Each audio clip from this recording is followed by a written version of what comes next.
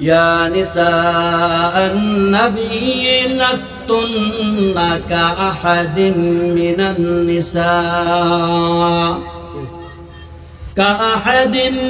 النساء إن اتقيتن فلا تخضعن بالقول فيطمع الذي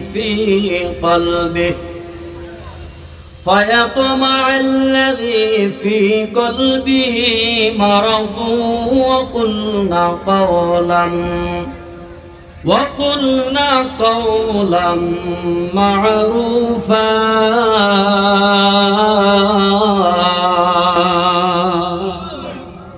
আল্লাহ পাক রব্বুল আলামিন আল্লাহর হাবিব মুহাম্মদুর রাসূলুল্লাহ সাল্লাল্লাহু আলাইহি ওয়াসাল্লাম কে লক্ষ্য করে বলতেছেন,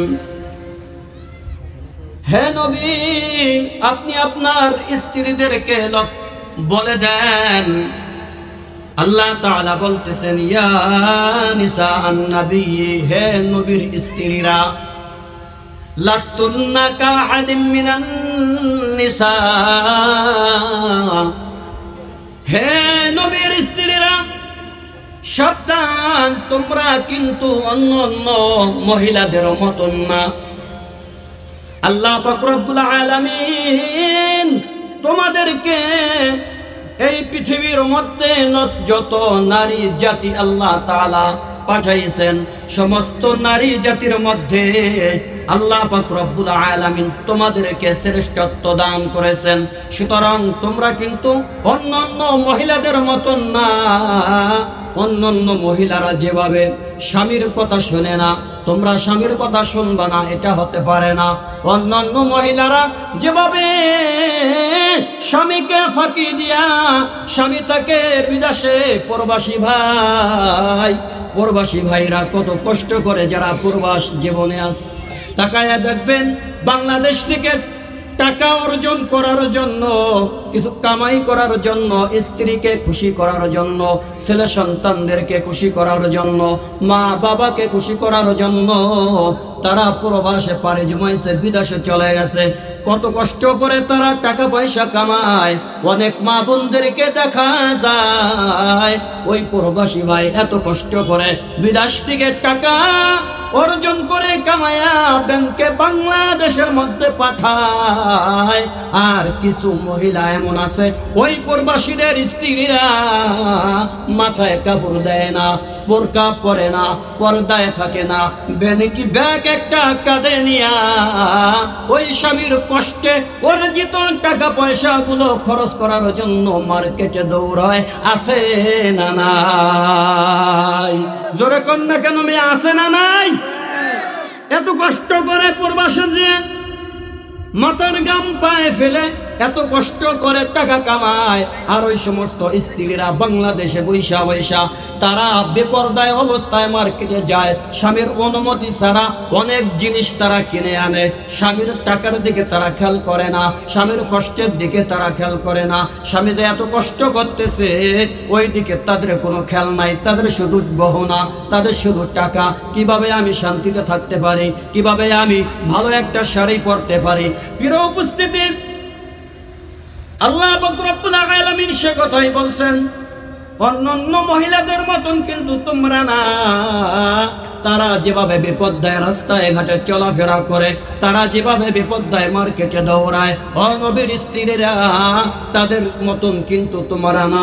সাবধান সাবধান,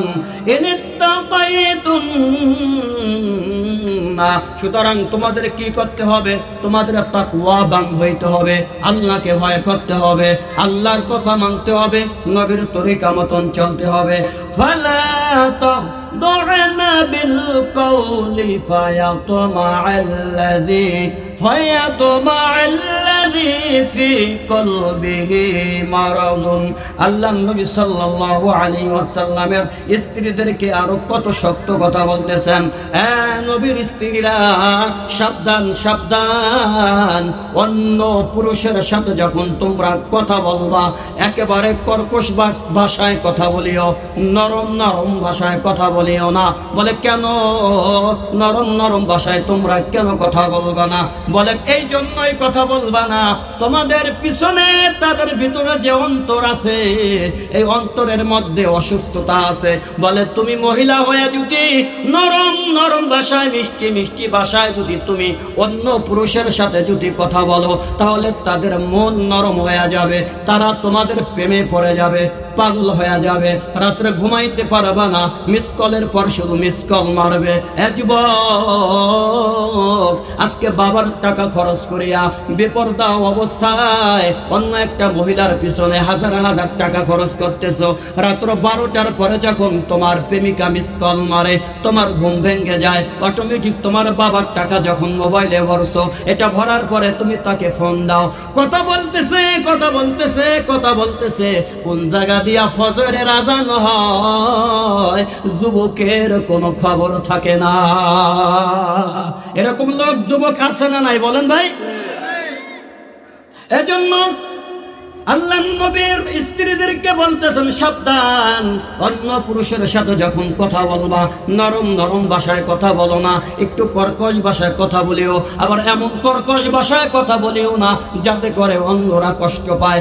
এভাবে না, যতটুকু কথা বলার দরকার ততটুকুই তুমি তাদেরকে বলিয়া দাও। কিন্তু আমাদের বর্তমান সময় এমন অবস্থা হয়ে গেছে রে ভাই, মায়া বিয়া দিছে, বিয়াই হয়ে গেছে, তার স্বামী ঘরে নাই, এবার বিয়াই আইছে, আইসা দেখে বিয়াই বাড়িতে নাই, বিয়াইন ঘরে বৈশা আছে। এবার বিয়াইনের সাথে আলোচনা শুরু হয়ে গেল, কত মিষ্টি মিষ্টি কথা শুরু হয়ে যায়, পান চাবাইতেছে, বাদাম খাইতেছে, ওইদিকে বিয়ানের জন্য ভালো মন্দ রান্না করতেছে, স্বামীর কোনো খবর নাই। এমনও ঘটনা সমাজের মধ্যে দেখা গেছে রে, বিয়াই বেইনরে নিয়া তারপরে সমাজ থেকে ভেগে ঢাকা শহরে যায় তারা সংসার করে। এজন্য সাবধান, নরম নরম ভাষায় কথা বলে করে তারা আবার কষ্টও না পায়। এরপরে দ্বিতীয় আয়াত ভাই শেষ করে দিচ্ছি 5 মিনিটের মধ্যে।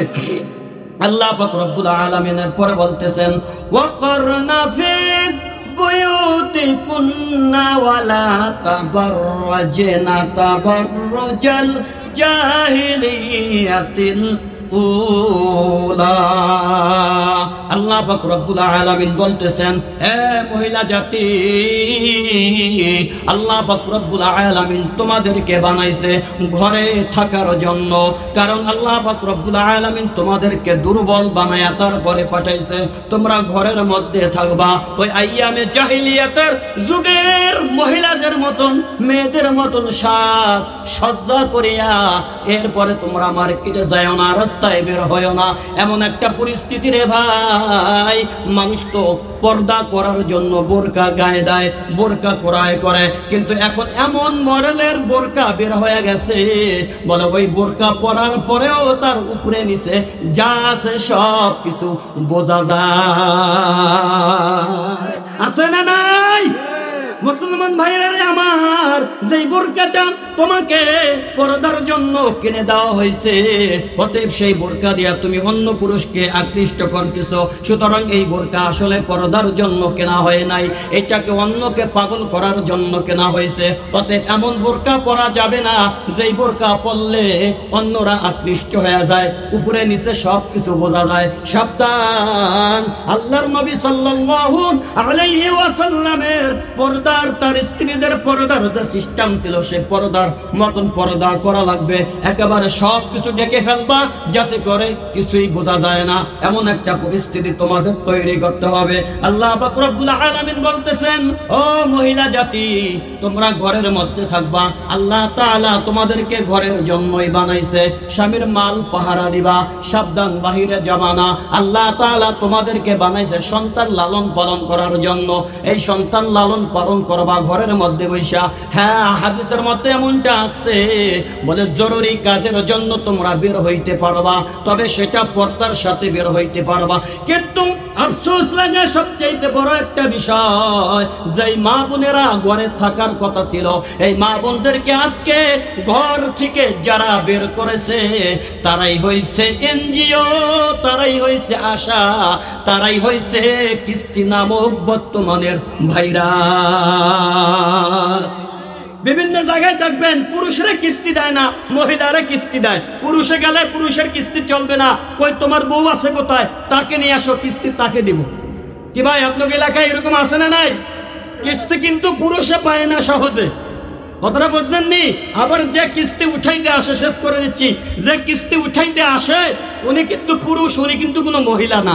এবারে আমি আপনাদের কাছে প্রশ্ন করতে চাই, যে এই ভদ্রলোক কিস্তি উঠাইতে আসলো, আয়সা দেখতেছে যে ঘরের মধ্যে পুরুষ নাই, কারণ ঘরে পুরুষ থাকবে কিভাবে, ওই সময় তো পুরুষের কাজের সময়, তারা কাজ করতে যায়। ভদ্রলোক কিস্তি করতে আসে, টাকা উঠে এসে মহিলা, রে কে আসো, রহিমার মা, ওই ফারজানার মা, সামিয়ার মা, কে আসো, জলদি করে আসো, টাকা দিয়ে যাও। রহিমার মা, ফারজানার মা, ওনারা কি করে, বেপরদাই ওনার কাছে আইসা পড়ে। এই যে কিস্তি সমাজের মধ্যে আইসা মহিলাদেরকে বিপর্যয়ে নামাইয়া দিছে, এনজিও সমাজের মধ্যে আইসা মহিলাদেরকে বিপর্যয়ে নামাইয়া দিছে। ওই যে আপনার আরো কত কিছু যে আছে, আশা বাসা ভরসা, এরপরে অনেক কিছু আছে আবিজাবি, এগুলো আইসা আজকে মহিলাদেরকে বিপদ্দা করে রাস্তায় নামাইয়া দিছে। অতএব গোসাইরহাটবাসীদেরকে আমি বলবো, সাবধান সাবধান, নিজের দিকে খেয়াল করেন। এই দুনিয়া কিন্তু আসল জিন্দেগি না, আপনার আমার আসল জিন্দেগি হলো কবর, হাসর, মিজান, পুলসিরাত, এরপরে পাড়ি দিতে হবে জান্নাতে।